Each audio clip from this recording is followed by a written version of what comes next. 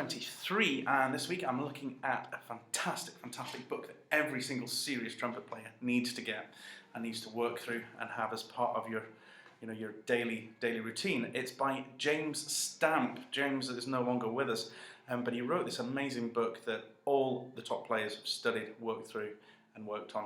My biggest regret is that I didn't discover this book earlier and didn't have somebody to explain it to me.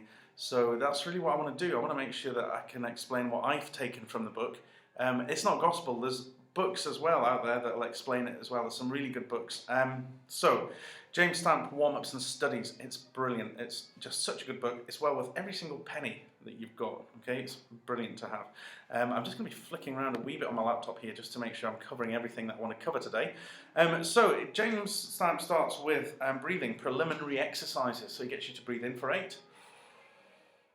And blow out for 8, and all these kind of things as well, which are really good. And he gets you to go through some basic breathing exercises to get you warmed up. Preliminary exercises, it's just getting to use your lips.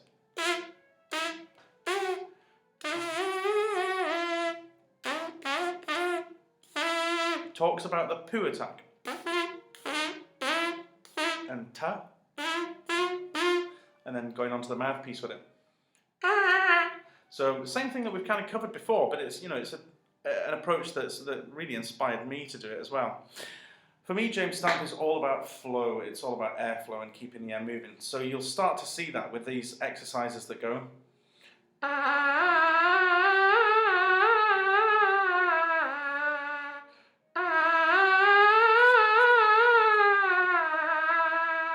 So brilliant exercises for flow as well. The very first playing exercises with the instrument you'll hear in every single music college around the world, every single trumpet player in orchestras and things warming up with it.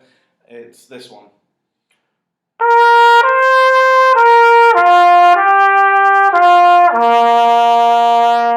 Now this is at the heart of James Stamp's method. There's a little symbol on that, and it's basically on the second note, the high D there, so I've gone C, D, on the high D, there's like a line with like a little up and a cross. What James Stamp is trying to get you to do is not to telegraph, is his word. So he's trying to make sure that when you go from the C down to the G, that you're not going to slur down. So in his words, you've always got to think up when going down, and think down when going up. And it's to stop this effect, it's to stop getting...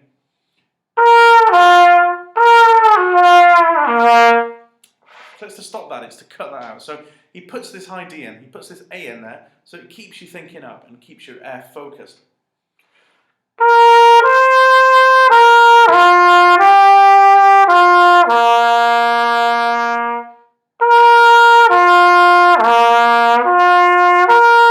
So it really gives you a good solid foundation on trumpet playing and on airflow. I absolutely love the book, it's brilliant. He then works down gradually in semitones all the way down and then starts extending it. And the extension is brilliant. It really gets you to increase your lung capacity, and it's one thing that I love. I've been doing it for years, this exercise, and it really has massively increased my lung capacity.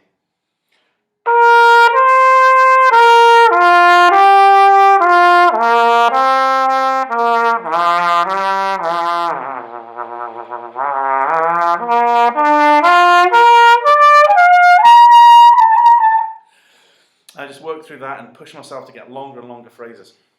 And then he also talks about like attacks and the emphasis of the attack as well.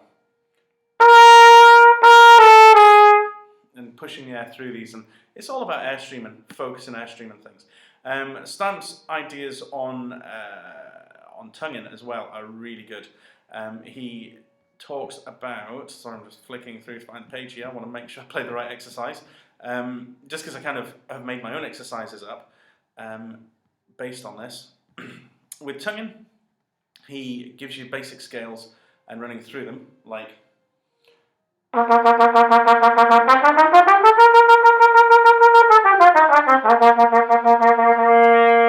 he wants you to focus right through to the end of that phrase, da da da da da da da, to the last one.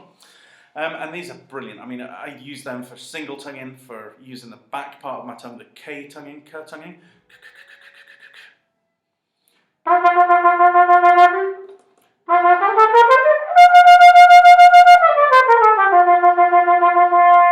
And conveniently in my my book, there's an advert for valve oil as well, which I kind of needed just there. And the slur exercises. He's got a really interesting one on this, which I love. It's a really good way to get a slur clear, is to go...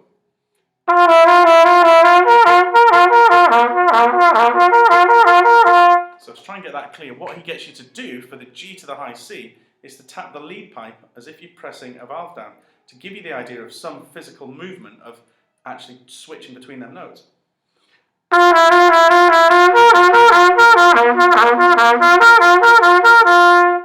And that's a really little thing, but it really helps a lot of players. I was doing it with a school band, actually. It was a really awkward interval, and I just got the pupils to press down on the lead pipe just in time, as if they were pressing a valve for that note, and it made such a difference. It just helped that note come out clearly. Now, the other way that I extend these is I slur them. I bend the note, sorry, for the first two.